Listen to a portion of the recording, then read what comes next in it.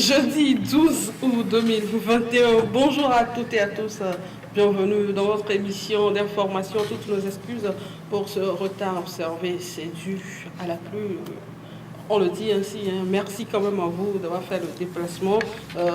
Tchaboré, bonjour. Vous nous avez manqué. Oui, c'est vrai. Bonjour Anita, bonjour aux téléspectateurs de 47. Et toutes mes excuses pour l'autre fois, comme on s'est échangé, c'était une situation qui a été... C'était une urgence. Oui, une urgence. Donc il fallait répondre à cette urgence. Dieu merci que tout est rentré dans l'ordre. Et aujourd'hui, me voilà. Ça fait plaisir. Abbas Issaka, le directeur de publication du journal Le Mania Libéré. Mais avant, je rappelle que le Messager est dans les kiosques depuis hier au prix de 250 francs. Oui, 250 francs seulement, il faut le préciser, parce que par les temps qui courent et vu la situation, on aurait pu quand même revoir les prix à la hausse. Mais pour permettre à nos lecteurs de rentrer en possession des informations que nous avons, on a dû laisser le prix comme ça a été depuis des années, et c'est à 250 francs avec de très belles informations. Il y a également le site qui est là, il ne faut pas l'oublier. Est-ce que les achats se font sur le site également? Oui, il y a les achats qui se font sur le site. Nous sommes en partenariat avec un confrère qui a fait une initiative qui s'appelle Perspective, et avec cette initiative, les gens peuvent quand même s'adresser à ce confrère qui pourrait quand même leur donner le journal en ligne également. Alors, je reviens à vous, Abbas Issaka, le directeur de publication du journal Le Mania Libéré. Le Mania Libéré qui est dans les kiosques aussi depuis hier au prix de 250 francs seulement, comme Tchaboré aime le dire. Abbas, bonjour. Bonjour à tous les téléspectateurs À tous. et à nos aimables téléspectatrices qui nous suivent en ce moment. Je sais, ça ne va pas manquer. Alors, le Conseil des ministres s'est réuni hier. Le Conseil a examiné un avant-projet de loi, 2 projets de décret, écoutez, 5 communications. Au titre de communication, le ministre de la Santé a présenté la situation sanitaire. Selon le ministre Abbas, l'accent doit être mis sur l'observation des mesures barrières et la vaccination. Pendant ce temps, la communication a été coupée. Ça fait quelques semaines que nous n'avons plus les personnes ressources sur nos différents plateaux. C'est Therma qui veut changer une stratégie de communication, parce que quand on prenait tous les jours, c'est les mêmes personnes ressources qui arrivent et qui expliquent comment la maladie se passe. Mais depuis quelque temps, on annonce souvent que peut-être que le variant Delta est dans nos murs. C'est ce que le colonel Djibril a dit la dernière fois. Il n'est pas encore sûr, mais la meilleure façon aujourd'hui, même si on est vacciné, c'est de se protéger. C'est la protection totale, avec le respect des mesures barrières, puisque le vaccin en lui-même ne protège pas à 100%. Ce qui veut dire qu'aujourd'hui, quel que soit le cas, même si vous êtes vacciné, il faut toujours porter son masque et respecter les autres mesures, éviter pas le gouvernement, puisque même actuellement on dit qu'on cherche plus de 3 millions, 4 millions de doses. Actuellement on a à 800 et quelques millions, 1000 doses, ce qui est comme une goutte d'eau dans la mer pour pouvoir maîtriser cette maladie. Donc aujourd'hui, la meilleure façon, comme l'a dit le ministre au niveau du Conseil des ministres, c'est de faire de telle sorte que les gens respectent les mesures barrières. Mais il faudrait également qu'au niveau des autorités, au niveau de la coordination, on reprenne d'autres stratégies.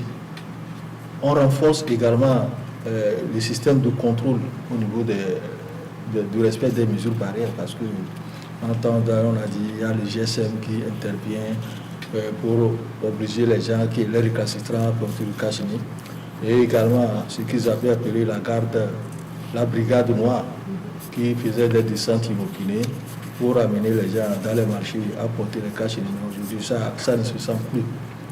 Quand vous allez dans les marchés, c'est devenu comme l'ancien temps où personne ne respecte, ne portait plus le masque. Les funérailles, les mariages, tout ça, là, le transport, dans le transport, ça a repris tout. Donc il n'y a rien, il y a un relâchement total.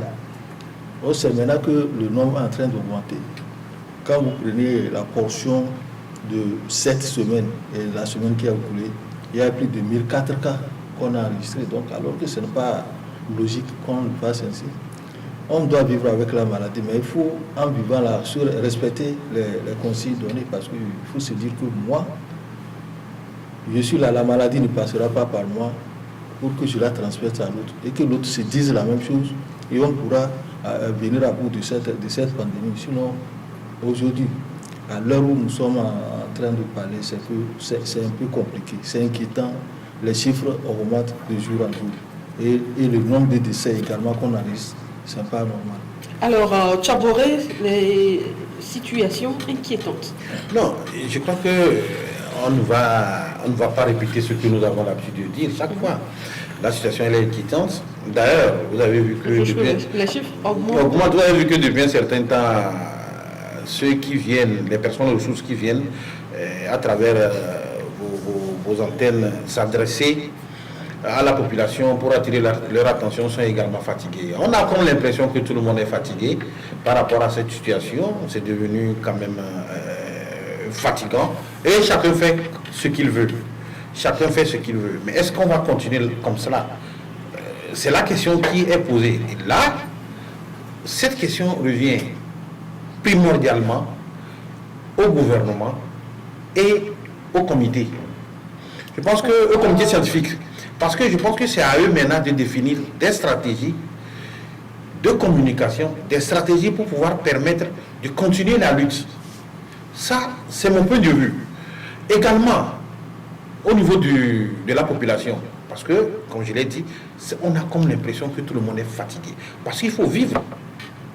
Vivre avec la maladie, mais il faut vivre, il faut que les activités économiques puissent tourner. Maintenant, nous avons vu, on a fait un essai dès l'arrivée de la maladie, avec des mesures qui étaient très corsées et qui a agi considérablement sur les activités économiques, avec une situation qu'on a remarquée où rien ne marche, rien ne circule, les activités économiques tournent au ralenti, à l'extrême ralenti. Donc, moi, je pense que nous sommes arrivés à un niveau où le comité scientifique et également la coordination, en plus le gouvernement, un niveau où ils doivent se réunir régulièrement et faire des propositions. Si toute la population se trouve lasse, je pense qu'à leur niveau, il va falloir qu'une idée, des idées nouvelles émergent. Parce que la population ne compte que sur eux. Il faut que des idées nouvelles émergent pour qu'on puisse mettre des stratégies en place, soit au niveau de la communication, soit au niveau de la riposte, des actions de riposte, pour qu'ensemble, qu'on puisse continuer par lutter contre cette maladie. Parce qu'à l'heure où je vous parle, à l'heure où nous vous parlons, vous êtes informés également, comme moi, de la situation, mais ça ne voudrait pas dire que du jour au lendemain, ça va s'arrêter. Et la question qu'il faut se poser, qu'est-ce qui est fait? On sort chaque jour, on dit qu'il y a augmentation, on nous annonce des milliers de cas, mais qu'est-ce qui est fait? On nous demande d'aller nous faire vacciner. Voilà, c'est vrai. Donc la vaccination, c'est tout à fait normal. Et nous réitérons cela. On va continuer surtout à appeler la population à aller se faire vacciner. Dans nos émissions, comme nous sommes en train de le faire, c'est primordial, la vaccination.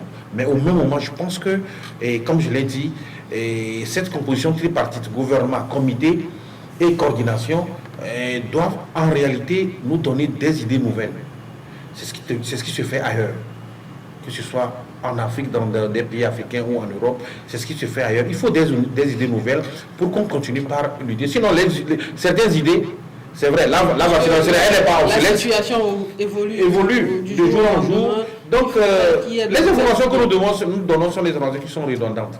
La preuve, je réitère, partout où nous sommes passés sur les plateaux, il n'y a plus de personnes de ressources. Rare, tu vas avoir une personne de ressources qui vient parce qu'elle estime qu'elle vient de répéter les mêmes choses, mais la situation semble ne pas changer. Qu'est-ce qu'il faut faire? Et c'est en cela, moi, je dis, est-ce que ce n'est plus la peine de parler? On va en parler, mais je pense que le gouvernement et la coordination, en plus le comité, doivent absolument changer de stratégie, donner des idées nouvelles. Alors Abbas, vous, hier dans votre parution, vous avez parlé du top 5 des préfectures les plus touchées dans notre pays. Oui, effectivement, parce que ces chiffres, ces préfectures ont été citées par la coordination lors de la conférence de presse du mercredi dernier. Il a dit Et ces préfectures sont maintenant les préfectures où la pandémie est en train de prendre de l'ampleur. C'est pour cela que je dis qu'il faut qu'on change de stratégie de communication. On a l'impression qu'il y a certains qui ne comprennent pas le français et autres. Donc si on peut former des gens, des journalistes et autres, ceux-là qui font les langues nationales dans toutes les préfectures, sur toute l'étendue du Togo, pour que les gens puissent expliquer les populations la il y a des gravité de personnes cette ressources pandémie. qui passent dans différentes émissions ici en cabinet comme on est. Mais ça n'a pas d'effet comme ça. Et puis il y a une autre sorte de communication qu'on fait pour choquer. Ce n'est pas prendre des photos, des clichés ou autres comme ça là. On peut faire des bandes dessinées.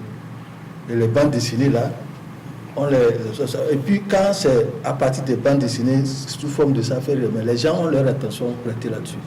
Et les gens vont lire. C'est tout comme on fait des sketchs et autres. Les gens vont lire et vont comprendre qu'avant cette manière comme ça. Donc c'est les stratégies de communication qu'il faut voir.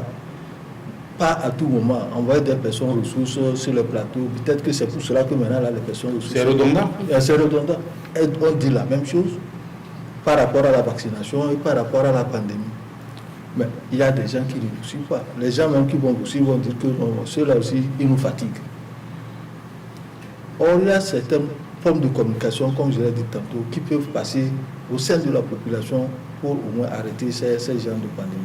Parce que quand vous prenez la photo, les gens disent qu'on n'a qu'à les choquer avec des images qu'ils vont voir.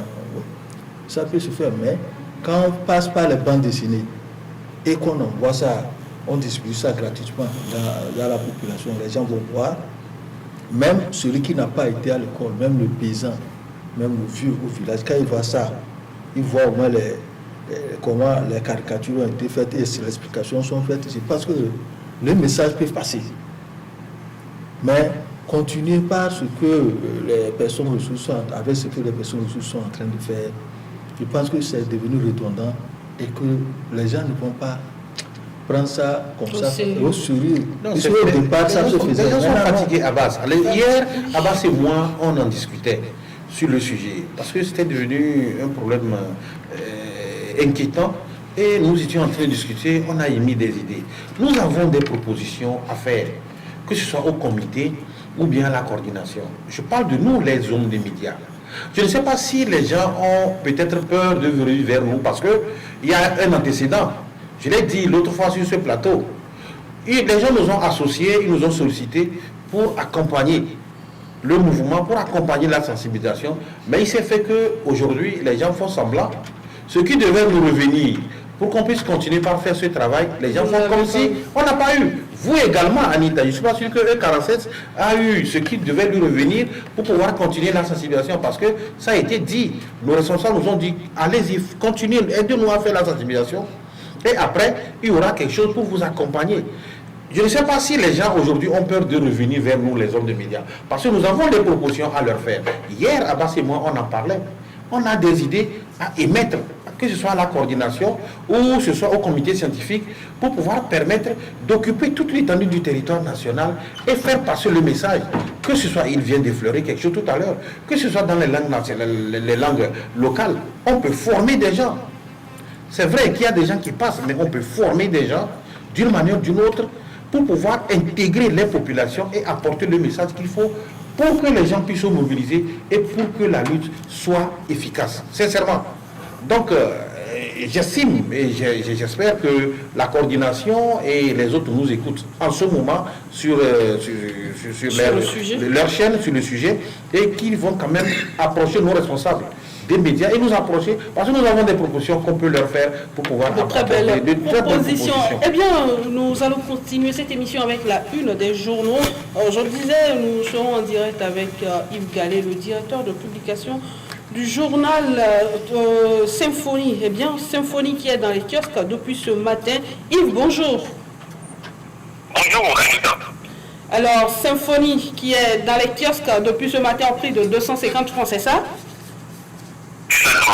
Alors, on peut lire à la une de Symphonie, réorganisation du secteur pétrolier pour éradiquer les pratiques sulfureuses, la réforme ADG qui met en transe les mafieux. C'est qui les mafieux exactement, Yves? Oui, Anita, la réforme initiée par le ministre ADG a fini par inoculer un virus de frénésie à certaines personnes. Et nous avons décidé de faire cet article pour donner des éléments nouveaux d'application au public afin qu'il se fasse une opinion plus éclairée sur tout ce qui entoure la réforme qui a cours dans le secteur pétrolier aujourd'hui. Il faut donc faire la lumière sur le fonctionnement du secteur pétrolier avant et aujourd'hui sur la coupe ADG. Donc bien avant l'arrivée du ministre ADG, tous les rouages de la commande de l'importation et tous les rouages de la commande de l'importation des produits pétroliers étaient sous la main des agriculteurs. Le papa était coordonnateur du comité de suivi des fluctuations des produits pétroliers, le fameux TSF-3P, et le papa qui élaborait les dossiers d'appel d'offres, le soumet à validation des différents ministres en charge du commerce, et qui était même moins regardant, son titre public était le directeur administratif financier, également patron de la société d'intermédiation Management Hydrocarbures, qui deviendra plus tard Togo Pénis Corporation. Il était à ce titre, je dis donc, il était à ce titre le représentant des traders au Togo. Donc, conséquence de ce maillage complet de tous les rouages du secteur dans les agricultures, les éléments constitutifs du délit d'initiés sont bien réunis. La société Titol, alliée des agricultures et des années durant, a régulièrement remporté les appels d'offres. Les agricultures étaient donc autorités contractantes et en même temps représentants des traders, des anomalies inadmissibles dans les marchés publics. Mais avec ADG, les choses vont radicalement évoluer. Avec une nouvelle organisation, ADG va choisir une simple formule, séparer l'autorité contractante de cette 3P de la société d'intermédiation. Il y a maintenant une séparation claire des structures et des personnes, et dans l'opérationnalisation de la réforme, des décisions fortement été prises. Le nouveau coordonnateur du CSF-3P est nommé en remplacement de l'exécutif public d'Adjacri après 20 ans aux commandes. Et pour tourner définitivement la page sombre des activités, l'État a décidé de se passer des services de la société d'intermédiation ministre corporative des Adjacri.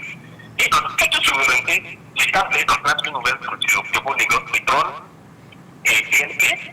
Les actionnaires du TNP sont Togo Divers Corporation et la société togolaise d'intermédiation pétrolière, représentée par Adam Bono et Akwete. Toutes ces sociétés ont été créées conformément aux dispositions de l'OADA. Et l'État, en tant qu'entité garantissant le paiement des traders, est logiquement invité dans la constitution du TNP, où il détient 49% des actions à travers Togo Divers Corporation et 51% cédées au privé. Soyons sérieux, les gens décidés par l'État dans TNP ne sont pas la tête du ministre ADG. Et dans le nouveau fonctionnement, et dans le nouveau mode de fonctionnement, TNP, contrairement aux anciennes pratiques, n'intervient nulle part en amont dans tout le processus qui aboutit à l'exploitation des produits pétroliers, comme ce fut le cas avec les attaqués. TNP n'intervient que dans la sécurisation des relâches en aval et le paiement des traders. Et TNP fait un tampon entre l'État et les marketeurs et les traders. Donc TNP, pour accomplir avec efficacité la mission qui est TNP de d'un conseil d'administration dirigé par un poste du régime, la co-gérance est assurée par Économie Vidor, qui est directeur général pour le compte de l'État, et Adam Bono Akwete, directeur général adjoint pour le privé. On parle souvent dans ce dossier de certaines activités et l'ordre, et dans la qualité du membre. Allez-y rapidement. Pardon? Allez-y rapidement, nous n'avons pas assez de temps. Voilà, en fait, l'intéressé l'homme est juste un actionnaire du type, il est associé pour son expertise en matière de marché public et d'analyse des paramètres financiers des fonds et compétences que les agriculteurs ne disposaient pas. Bon, donc, le véritable nœud du problème, c'est que cette réforme a dit marque une rupture sur des inespérée et aurait réglé le montant de ceux qui profitaient de l'ancien système. C'est pourquoi il y a des qui ont envie d'apôtre de l'affaiblissement du secteur de l'homme à abattre aujourd'hui. Il y a certains dictateurs qui préjugent que la réforme qui contre les agriculteurs et pourtant, les agriculteurs sont toujours maintenus dans le système grâce au ministre ADG. Le qui a donné son poste de directeur administratif financier du PSF 3P. Le papa est actuellement compétent technique de ce même ministre. C'est la preuve réforme initiée, c'est la bonne gouvernance, le perfectionnement du système et non des individus. Vous comprenez, Anita? Alors, reconnaissons que le secteur pétrolier est un secteur vital pour l'économie togolaise. L'État, ces dernières années, a déboursé 53 milliards pour payer les traders, mais il n'y a jamais eu de déboursement du moindre denier public. Je veux dire qui veut dire à l'État de payer les traders. Alors, merci à vous Yves. Nous n'avons plus assez de temps. Merci à vous. Je rappelle que l'article est à lire sur votre parution du jour, c'est ça, non? Oui, bien sûr. La parution, ça consiste de symphonie. Alors, c'est à 250 francs. Vous avez également un site d'information?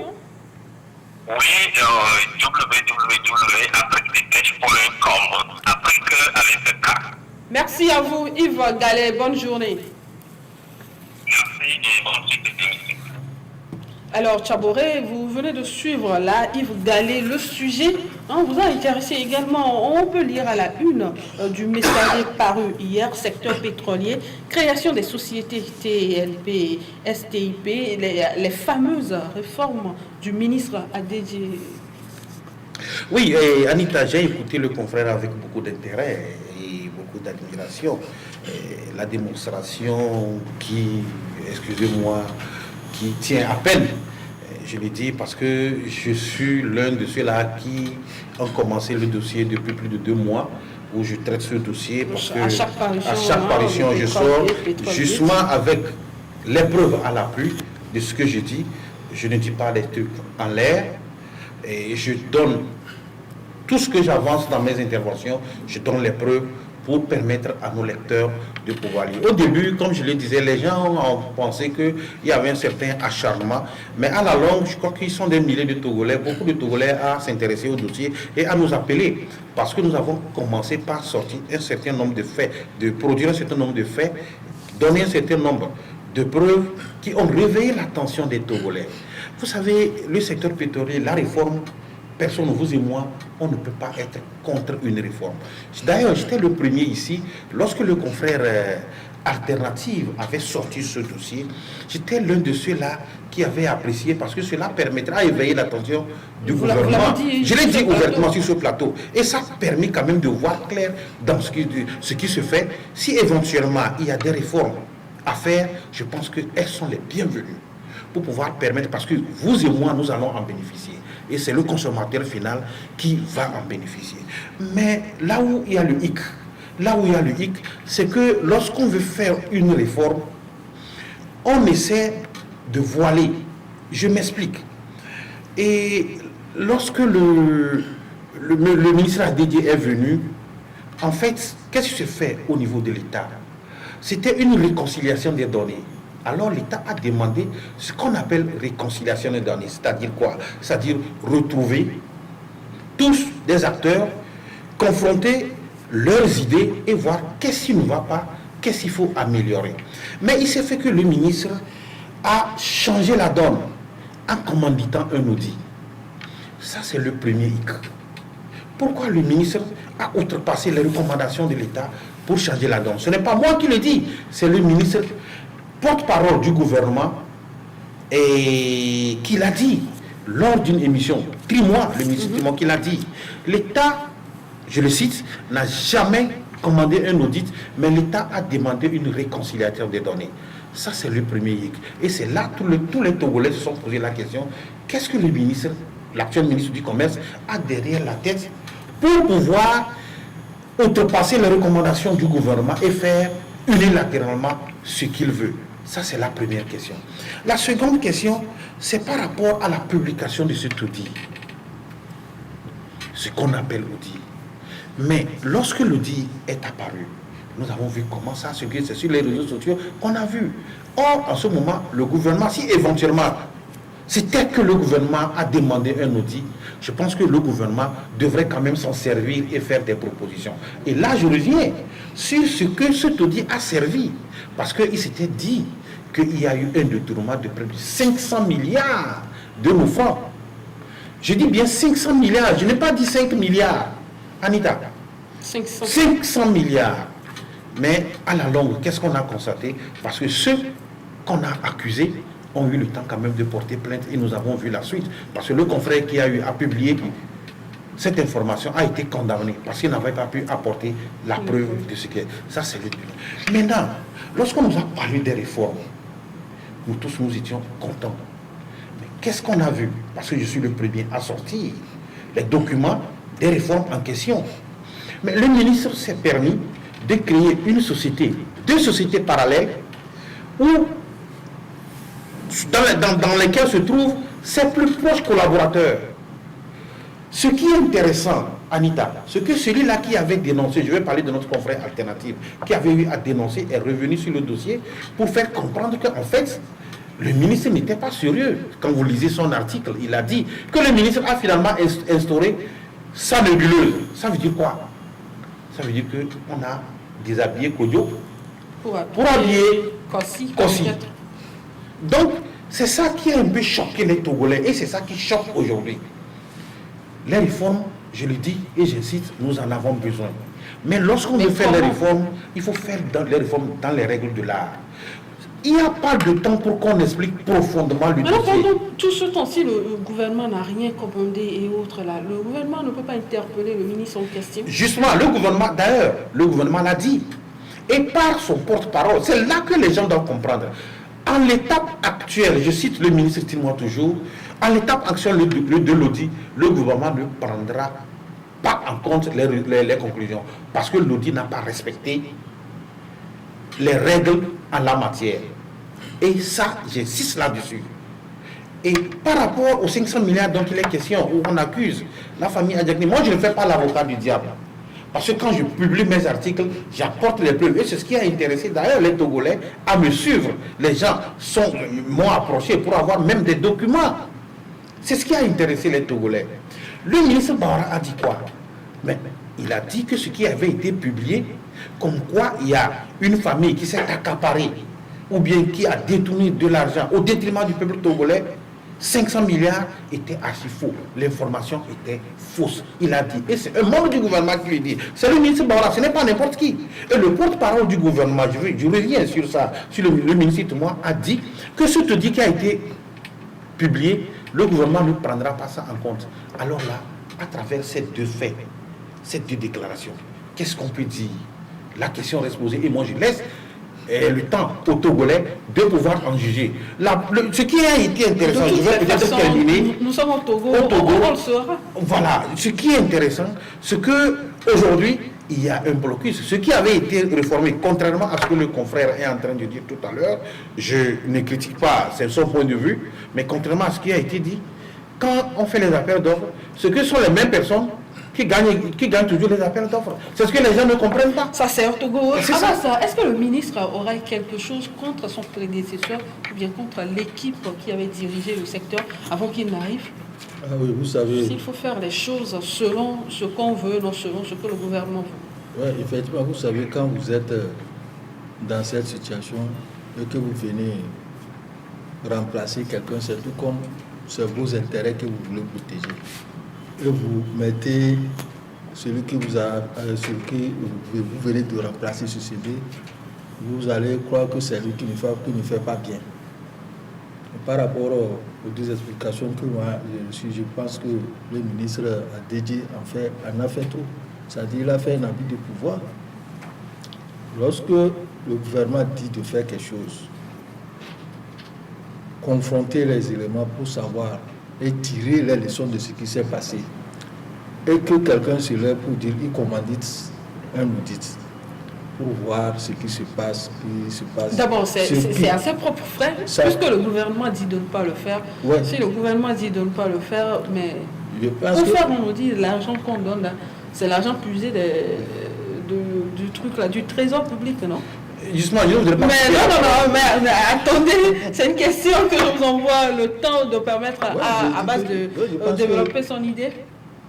Vous savez, dans cette situation, comme je l'ai dit tantôt, le ministre ADG veut se créer certaines initiatives, certaines occasions pour aussi être dans la majorité de ce qu'on a incité, de ce qu'on dit que Adjakli a fait.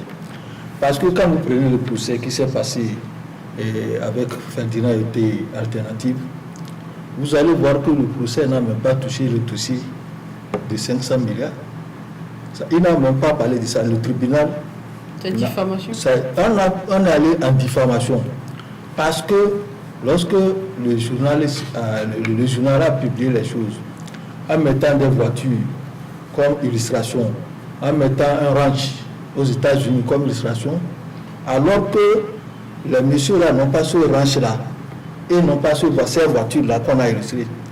C'est diffamation parce que c'est, quand vous prenez ça juridiquement, on appelle ça, vous avez atteint à l'honneur, à la dignité de la personne en fabriquant des histoires sur la personne.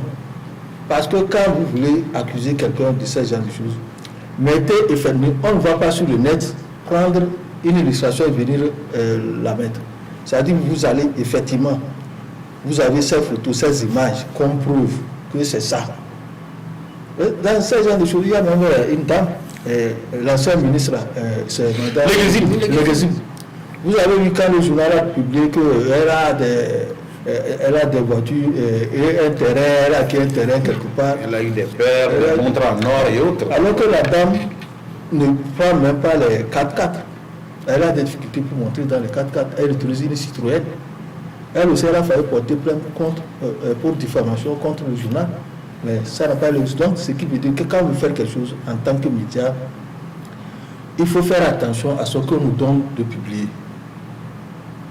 Si quelqu'un vous donne une information de publier, il faut aller faire la contre-expertise, la contre-information. Par rapport à l'action posée par le ministre, c'est ça qui pose problème aujourd'hui. Hein? Oui, c'est ça qui pose problème. Vous voyez, quand Tchabo disait tout à l'heure qu'il y a un problème, il a créé des sociétés écrans qu'il nomme ses proches, ses plus proches. Pourquoi? C'est que lui aussi, il veut profiter de ce qui se passe. Les Jacqueline sont mis de côté. Là, Jacqueline ne commande plus. Maintenant, c'est lui, cette société qui commande le pétrole. Vous voyez qu'on n'a rien changé dans cette histoire-là. C'est qu'il y a des gens qui... On a juste changé des noms. On a changé des noms. Il y a des gens qui continuent. Demain, est-ce qu'on va nous dire qu'eux aussi, DJ et sa clique ont dépensé 1000 milliards? C'est ça qu'on attend. Puisque aujourd'hui, avec ce qui se passe, chacun veut que c'est lui. Et ce problème-là ne va jamais finir. Maintenant, moi, je voudrais que l'État prenne, et le gouvernement prenne ses responsabilités et remettre tout le monde à sa place. Que l'État prenne ses responsabilités pour que cette situation-là, ça ne continue pas à profiter à certaines petites personnes qui croient que parce que quand vous êtes là, vous avez le pouvoir et vous voulez... Il faut manger un peu. Alors, Tchabo, je vous avais posé une question. Le ministre, il a commandité l'audit à ses propres frais. C'est là où le bas blesse. Le ministre a commandité l'audit, ce n'est pas à ses propres frais. Certainement, ça doit être aux frais du gouvernement parce que son ministère doit quand même avoir un budget pour cela. Puis c'est lui qui a commandé l'audit. Et maintenant, voilà des contradictions. C'est le ministre qui a commandité. Mais imaginez, j'appuie encore, et je reviens toujours sur les déclarations du ministre Timois, qui est un des porte-parole du gouvernement, qui a dit, s'il fallait commanditer l'audit, je le cite, il va falloir appeler les experts en la matière. Ceux qui sont des experts dans le secteur pétrolier pour pouvoir nous dire exactement ce qu'il y a. Mais ce qui n'a pas été le cas. Ceux qui ont été appelés à le faire sont les inspecteurs du trésor qui ont été appelés à le faire. Alors pourquoi le laisser libre de continuer ce qu'il est en train de faire? Justement, je vous dis que l'information, peut-être que les gens ne l'ont pas. Les choses sont bloquées à un moment donné. Les choses sont bloquées parce que ça n'avance pas comme il le faut. Les sociétés TNT et les sociétés SIM dont il parle, dont on est en train de parler aujourd'hui, n'exercent pas. C'est bloqué. Ils sont juste là de... Ils sont juste là de nom parce que les sociétés ont été créées. Et ces sociétés, il ne faut pas qu'on se leurre. Tous ceux qui sont dans le conseil d'administration sont soit les proches du ministre actuel, ou soit sont censés protéger. C'est là où le bas blesse. Et moi, je le dis, j'ai été conforté dans mes publications par ce que notre confrère Ferdinand a relevé. D'ailleurs, il y a un confrère Fraternité également qui l'a relevé. Parce que, paradoxalement, c'était les premiers à dénoncer ce qui se faisait. Et ils ont compris que finalement, le ministre actuel qui était venu, et tout le monde, je suis d'accord avec tout le monde, et vous êtes d'accord avec moi, que les réformes, lorsqu'il y a un secteur dans lequel il y a des problèmes, ce qu'il faut apporter des réformes. Il faut que les problèmes là soient avérés et qu'on apporte des réformes. Mais lorsqu'on nous dit qu'on a des réformes et on installe des sociétés à son avantage, pour faire croire qu'on fait des réformes, je pense qu'il y a problème. Et le confrère Ferdinand également l'a relevé. Alternative l'a relevé. Que finalement, le ministre est venu installer sa nébuleuse. Ce n'est pas moi qui le dis. Les faits sont là. Et lorsque vous allez, c'est pourquoi quand moi je publie les choses, je les publie avec les preuves. J'ai tout. Toute la composition du conseil d'administration. Je disais la dernière fois, c'est une série que vous êtes en train d'écrire. C'est clair. On va produire un livre bientôt. Nous avons eu le chapitre de cette semaine. Voilà. Ce qui est sûr, la semaine prochaine, il y aura toujours un chapitre. Parce qu'il faut comprendre que dans cette situation, comment est-ce qu'on peut prendre des inspecteurs ici? Moi, je connais quelqu'un, l'inspecteur, celui qui a été président de cette commission, de cet audit-là, je le connais. Il a travaillé au ministère des Finances là-bas. Monsieur Ibrahim, quelque chose comme ça. Je le connais très bien. Donc, et c'est des gens-là qu'on prend.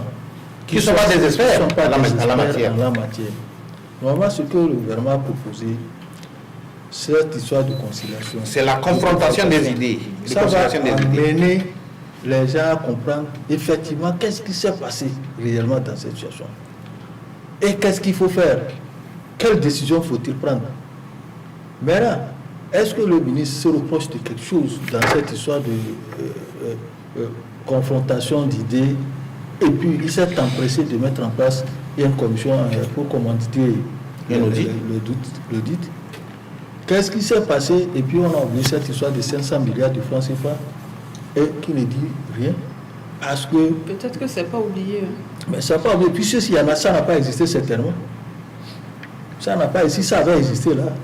Le gouvernement devait taper le gouvernement. S'en prend, il prend ça et puis il se saisit de l'affaire, il va au tribunal pour demander aux journalistes de prouver comment les 500 milliards de francs CFA ont été détournés. Et le tribunal devait travailler sur ça. Suite à ça, on peut même maintenant, si l'affaire au tribunal, c'est le tribunal qui va commanditer l'audit, qu'on n'a pas fait, on va même amener des experts, vraiment experts en audit, pour travailler sur cette situation, au lieu de prendre des gens qui ne sont pas experts en la matière, experts même dans l'exportation du pétrole, experts dans beaucoup de choses qui entourent cette affaire. Non, Anita, moi je ne veux pas, pour terminer sur ce dossier, moi je ne veux pas faire l'avocat du diable. Ça je le dis et j'insiste là-dessus. Je ne défends pas tel et tel. Mais moi je suis le dossier pour apporter les preuves pour que mes lecteurs et toute la population togolaise qui se sont intéressés à ce dossier tout au début puissent comprendre. Ce qui m'a plu et ce qui m'a intéressé, c'est parce que après, lorsque j'ai continué par produire les articles, apporter les preuves de ce que j'ai dit, ça a ouvert les yeux de beaucoup de Togolais qui ont compris qu'il y a quelque chose qui se passait.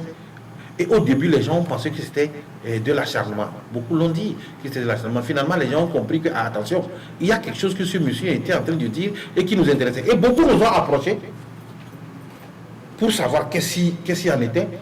J'ai pu expliquer et à travers ce que je suis en train de faire, à travers mes publications, les gens ont compris, les gens m'ont appelé pour me féliciter. Alors, pour lire l'article ou bien pour suivre la suite de cette série-là, vous n'avez qu'à acheter le Messager qui est dans les kiosques depuis hier au prix de 250 francs également sur le site disponible, l'achat en ligne. Vous nous faites signe ici, on vous met en contact avec le directeur de publication et c'est vite fait. Nous continuons avec la une des parutions. Cette fois-ci, nous sommes avec Abbas Issaka, le directeur de publication du journal Le Mania Libéré. Abbas qui s'intéresse à la décentralisation, licenciement dans la commune Ogu 1, les dures réalités de l'apprentissage en décentralisation. Abbas. La confusion entre la maire Yawa Puigan, le maire plutôt, Yawa Puigan et le ministre Boukmessi dans l'application des tests. Effectivement, vous avez vu, nous avons pu faire la décentralisation il y a 30 ans de rupture. Et moi, je dirais que ce n'est pas 30 ans parce que la décentralisation, les communes, les maires qu'on avait vus sous le parti unique, c'est pas ça en démocratie. Nous sommes en démocratie et nous avons dit qu'il ne faudrait pas que les gens commencent par faire l'apprentissage, le mauvais apprentissage, comme on l'a fait en démocratie, que c'est une démocratie mal comprise. Aujourd'hui, avec la décentralisation, effectivement, les gens sont en train de se précipiter pour faire croire que c'est eux qui maîtrisent les lois. Et ce qui s'est passé la dernière fois, le maire Kouinga de Logou 1 a recruté des gens. C'est un recrutement interne à la mairie pour que le travail puisse être bien fait. Mais elle a constaté que ces messieurs qui a licencié font de l'absentéisme leur sport. Qu'elle a recruté plutôt. Hein? Elle a recruté des gens. Elle a recruté, c'est-à-dire la mairie a recruté des gens pour faire le travail. Donc ça fait de l'absentéisme, des retards par-ci, par-là, c'est tout comme les gens n'ont pas envie de travailler. Et elle a pris une décision pour les mettre à la porte, pour les licencier.